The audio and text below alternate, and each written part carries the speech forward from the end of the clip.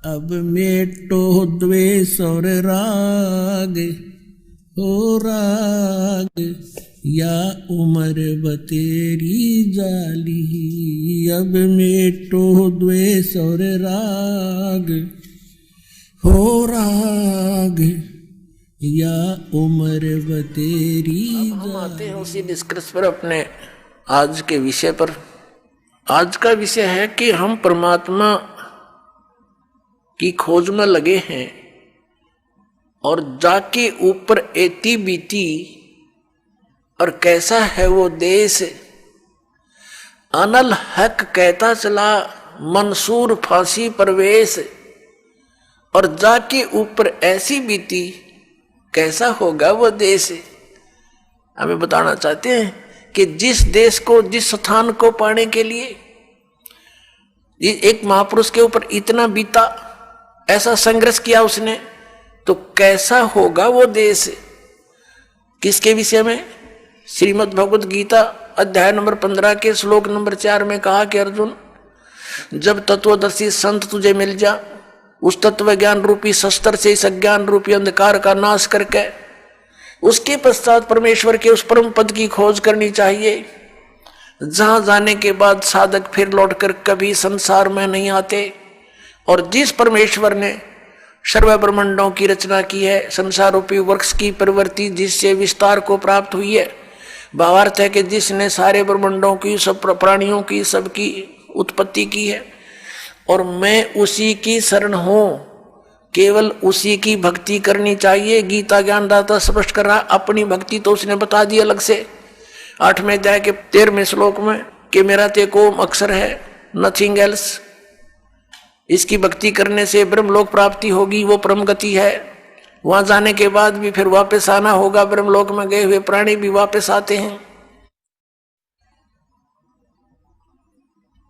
और गीता ज्ञानदाता दूसरे अध्याय के 12वें श्लोक में और चौथे अध्याय के 5वें श्लोक में और 9वें श्लोक में, 10वें अध्याय के दूसरे श्लोक में गीता जी में कहता है कि अर्जुन, तेरे और मेरे बहुत जन्म हो चुके हैं, तू नहीं जानता, मैं जानता हूं। मेरे कर्म और जन्म अलौकिक है। इसे सिद्ध होगा कि इस गीता ज्ञानदाता कहता 8वें अध्याय के 13वें श्लोक में, ओम इति एकाक्षरम ब्रह्म व्यवहारण माम अनुसमरण, यह प्रयाति तजम देहम स याति परमाम गतिम। मुझ ब्रह्म का केवल एक ओम अक्षर है, नथिंग एल्स। जैसा आप जी ने शिव महापुराण में अपनी आंखों देखा था कि मेरे मुख से ये ओंकार एक प्रणव मंत्र उच्चारण हुआ था,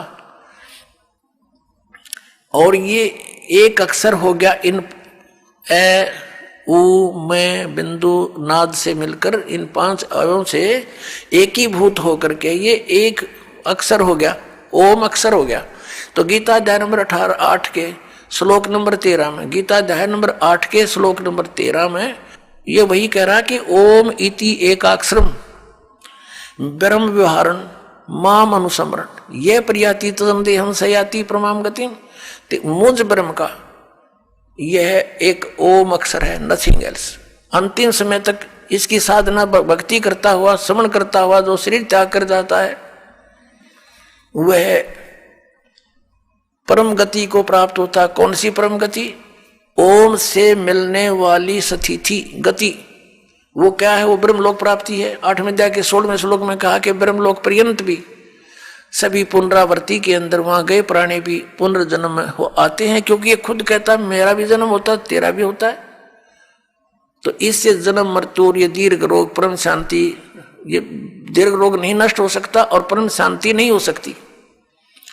इससे ये भी सिद्ध हो गया कि गीता ज्ञानदाता वही है जो शिव महापुराण के अंदर ब्रह्मा और विष्णु को ये कह रहा था, और शिव को और महेश्वर को उनसे भिन्न है। वो कह रहा था कि तुम ईश नहीं हो, तुमने सब मुझसे ही कुछ विभाग प्राप्त किए हैं और तुम प्रभु बन बैठे। और फिर ये भी कहा कि मेरा एक ओम अक्षर है, 5 अवयव से बना हुआ, ये एकीभूत होकर के ये एक अक्षर ओम है, वर्ण है, ओम अक्षर है। तो इसे सिद्ध हो गया कि वही सदाशिव, वही काल ये गीता ज्ञान दे रहा है। जो श्री ब्रह्मा जी, श्री विष्णु जी, श्री शिव जी और इसी महेश और रुद्र को कह रहा पुत्र हो तुम मेरे, ये उनका पिता है, इनकी माता दुर्गा है। अब यहां प्रसंग फिर लाते हैं हम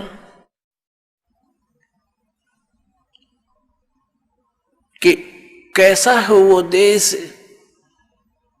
कहते हैं अनल हक कहता चला, मंसूर फांसी परवेश, जाके ऊपर ऐसी बीती, कैसा होगा वो देश। जिसके ऊपर ऐसा शीश भी दे दिया, टुकड़े टुकड़े हो गया, तो कैसा होगा वो देश। उसके विषय बता है गीता ज्ञानदाता कहता 18वें अध्याय के 62वें श्लोक में कि अर्जुन तू सर्वभाव से उस परमेश्वर की शरण में जा, उस परमेश्वर की कृपा से ही तू परम शांति को और सनातन परम धाम को प्राप्त होगा। ओए होए, परम शांति और सनातन परम धाम। सनातन परम धाम जो सदा रहने वाला, शाश्वतम स्थानम, मूल पाठ में लिखा है शाश्वतम स्थानम। शाश्वत माने सदा रहने वाला, अविनाशी, और स्थान को, धाम को, लोक को, वो स्थान उसको प्राप्त होगा और वहां परम शांति होगी। इससे सिद्ध गीता ज्ञान दाता से कोई अन्य है वो प्रभु, वो परमेश्वर, जिसकी शरण में जाकर साधना करने से, जिसकी साधना करने से वो परम शांति हो सकती है और वो स्थान प्राप्त हो सकता है जहां जाने के बाद साधक फिर लौटकर कभी संसार में नहीं आते।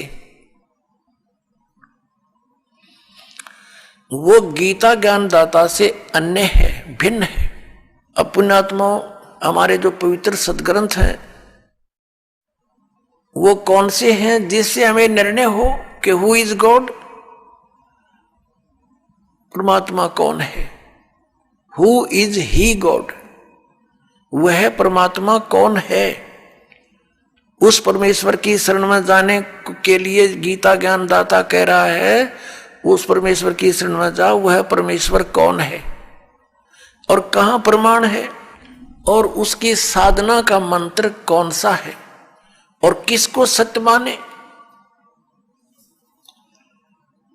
श्रीमद् भगवत गीता अध्याय नंबर 16 के श्लोक नंबर 23 और 24 में कहा है, अर्जुन जो शास्त्र विधि को त्याग कर मनमाना आचरण करते हैं उनको न तो सुख हो, न उनकी गति हो और न ही उनको कोई सिद्धि प्राप्त हो सकती, अर्थात यूजलेस, व्यर्थ। फिर 24वें श्लोक में कहा कि अर्जुन इससे तेरे लिए कर्तव्य और अकर्तव्य की व्यवस्था में शास्त्र ही प्रमाण है। शास्त्रों में वर्णित विधि अनुसार ही साधना करेगा, उसी ज्ञान पर आरूढ़ रहेगा तो तुझे करेगा, उसी ज्ञान पर आरूढ़ रहेगा तो तुझे लाभ होगा, अन्यथा कोई लाभ नहीं।